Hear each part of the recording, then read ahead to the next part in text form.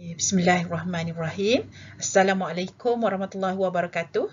Nama saya Nur Nadirah binti Ghazali.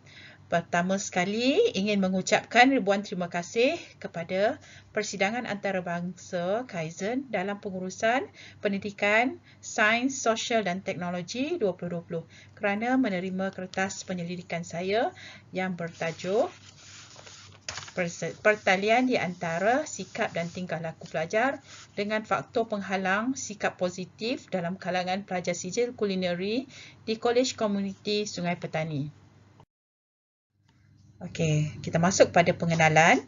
Sikap dan tingkah laku pelajar semasa dalam proses pengajaran dan pembelajaran di kelas dipengaruhi oleh faktor-faktor persekitaran dan latar belakang pelajar. Pendidikan rasmi atau tidak rasmi yang dilalui oleh pelajar tersebut banyak membentuk sahsiah dan peribadi pelajar.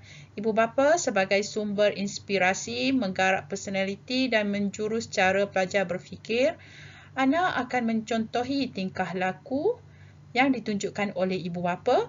Sikap dan tingkah laku positif penting untuk mendorong minat mereka dalam pendidikan. Okey, untuk pernyataan masalah, pelajar yang menyambung pengajian di kolej komuniti sering dikatakan tidak mempunyai latar belakang akademik yang cemerlang serta sikap dan tingkah laku yang baik. Golongan pelajar ini merupakan golongan pelajar yang tidak suka belajar dan sukar untuk fokus dalam pembelajaran. Sehubungan dengan itu, kajian ini memfokuskan pola pembelajaran di kolej komuniti yang dilakukan oleh pelajar yang belajar di Kolej Komuniti Sungai Petani. Okey, kita masuk pada objektif kajian. Kita ada 3 objektif kajian: mengenal pasti sikap dan tingkah laku pelajar sijil kulineri di KKSP dalam aspek pembelajaran. Nombor 2, menerangkan faktor-faktor menghalang sikap dan tingkah laku positif di kalangan pelajar kulineri di Kolej Komuniti Sungai Petani. Yang ketiga, mengenal pasti hubungan antara sikap dan tingkah laku dan faktor penghalang sikap positif di kalangan pelajar sijil kulineri di Kolej Komuniti Sungai Petani. Okey, masuk pada sorotan kajian. Apabila dilihat daripada prinsip pengajaran dan pembelajaran didasari oleh falsafah pendidikan kebangsaan dan plan transformasi pendidikan negara, mempunyai kaitan secara langsung dengan pengalaman hidup pelajar di peringkat pengajian tinggi, pembangunan intelek pelajar dan kesinambungannya sehingga akhir hayat. Miss Y 2018. Selain itu, motivasi diri penting dalam memandu semangat pelajar untuk terus berusaha memajukan diri. Merujuk Chan dan Muhammad Noor 2012, motivasi diri merupakan emosi yang menjadi penggerak dalam memandu arah untuk mencapai matlamat. Menurut Harun, Mio Shukri dan Ghazali 2015, penglibatan ibu bapa dalam pendidikan anak adalah penting kerana ia memberi kesan positif terhadap pendidikan anak. Selain itu, pengkaji juga menyatakan bahawa sikap dan tingkah laku ibu bapa akan diikuti oleh anak. Kajian Zakaria dan Saleh 2011 juga menunjukkan bahawa penglibatan ibu bapa dalam pendidikan anak-anak dapat meningkatkan pencapaian mereka. Ini kerana ibu bapa mempamerkan sikap mengambil berat terhadap pendidikan mereka. Untuk metodologi, tinjauan dinilai menggunakan instrumen soal selidik yang diadaptasi daripada Valley Malay 2011 menggunakan skala Likert 1 hingga 4. Okay. Soalan merangkumi demografi bahagian A, sikap dan tingkah laku bahagian B, faktor penghalang bahagian C. Okay. Untuk populasi, kita ada 173 populasi, 166 yang menjawab, dan menurut Krigi dan Morgan 1970 hanya 120 sahaja yang perlu menjawab soalan-soal selidik. Okay.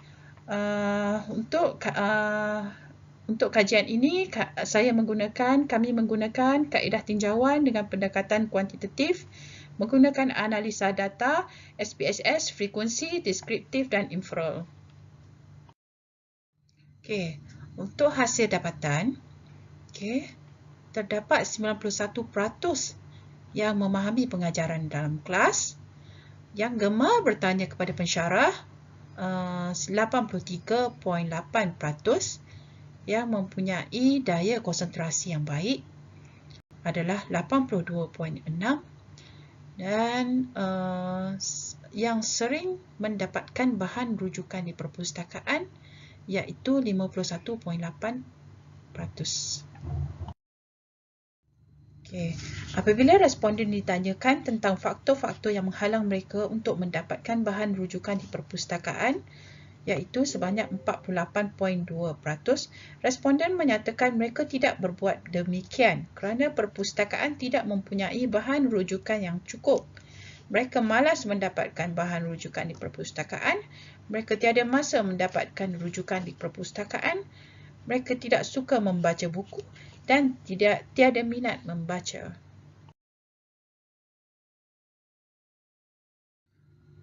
Okay, untuk perbincangan, salah satu faktor pelajar gagal berpunca daripada ketiadaan sikap dan tingkah laku positif.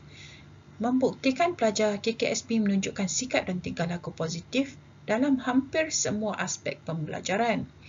Aspek kendiri mendorong kepada pembentukan sikap dan tingkah laku yang positif. Sikap dan tingkah laku responden mempunyai hubungan yang signifikan dan berkadar langsung dengan faktor penghalang sikap positif, iaitu korelasi bernilai 0.211.